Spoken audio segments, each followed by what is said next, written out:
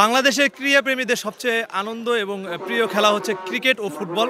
এই খেলার মাঝে থেকেও আমরা হারিয়ে ফেলেছি আমাদের জাতীয় খেলা হাডুডুকে। তো আজকে এই যে জায়গাটিতে, সেখানে আমি শরীয়তপুর সদর থেকে এই খেলাটি দেখতে এসেছি। হাডুডু খেলাটি দেখলাম এবং খুবই ভালো লাগলো। অনুভূতিটা কি এটা বলে বোঝানো যাবে না, কিন্তু এটা অনেক হারিয়ে যাওয়া খেলা।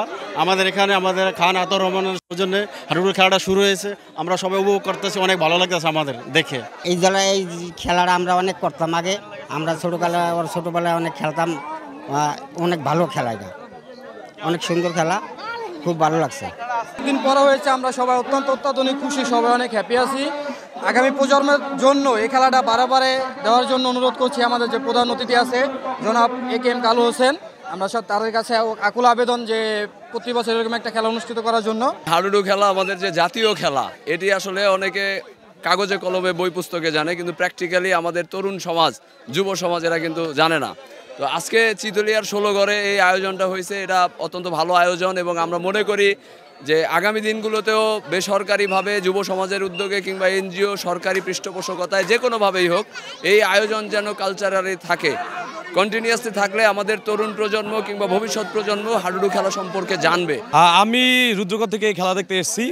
একসময় ছোটোবেলা বাবা বা কাকাদের সাথে এই হাডুডু খেলা দেখতে যেতাম, অনেক দূরে যেতাম। তো এখন আর সেই খেলা তেমন একটা হয় না বললে চলে, মানুষ এখন মোবাইল আসক্ত হয়ে গেছে, মোবাইলে বিভিন্ন রকম গেমস খেলে থাকে। তো যখন শুনলাম যে আসলে এই বিনোদপুরে সুবেদাকান্দি এলাকায় হাডুডু খেলা হচ্ছে, তো সেই খবর পেয়ে আমি বেশ কয়েকজন বন্ধুদের সাথে এখানে খেলা দেখতে এসেছি এবং কি সুন্দর একটি জাঁকজমকপূর্ণ পরিবেশে এখানে খেলা হয়েছে। খেলা দেখে আমার খুব ভালো লাগছে।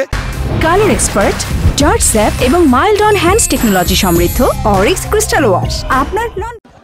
হাডুডু এটা গ্রাম বাংলার একটা ঐতিহ্যবাহী খেলা, এবং যেটা এই যে আতাউর রহমান ফাউন্ডেশনের যে সভাপতি, উনি যথার্থই বলছেন যে এই খেলার মধ্যে দিয়া গ্রামের মানুষের খেলাধুলায় আকৃষ্ট করা এবং বর্তমানে যে মাদক বা অন্যান্য যে সমস্ত খারাপ দিকগুলি আছে সমাজে, এগুলির থেকে যুব সমাজকে বিরত রাখা এবং তাদেরকে খেলাধুলায় আকৃষ্ট করা, এটাই মূলত উদ্দেশ্য। আসসালামু আলাইকুম। আসলে এই খেলাটা তো হারিয়ে যেতে শুরু করছে।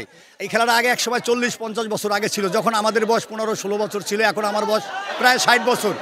এখন আমার কথা হচ্ছে যে এই খেলাটা যাতে না হারিয়ে যায়, এই খেলাটা পুনরুজ্জীবিত করার জন্যই আমরা আপনার চেষ্টা করছি। আতাউর রহমান ফাউন্ডেশন সবসময় এই খেলাধুলার পাশে আছে, যে কোনো যেমন হাডুডু, ক্রিকেট, নৌকাবাইজ, তারপরে বাস্কেট, যে সমস্ত খেলাধুলা যেরকম আছে সেই খেলাধুলার সর্বাক্ষণিক সে মানুষকে উজ্জীবিত করার জন্য সে আছে, যাতে ছেলেরা, যুব সমাজ যাতে ধ্বংসের পথে না যায়, জুয়া, গাঁজা, ফেন্সিডিল এই সমস্ত না থাকে, এই জন্যই আমরা সেই ব্যবস্থাই করতেছি। 1 2 3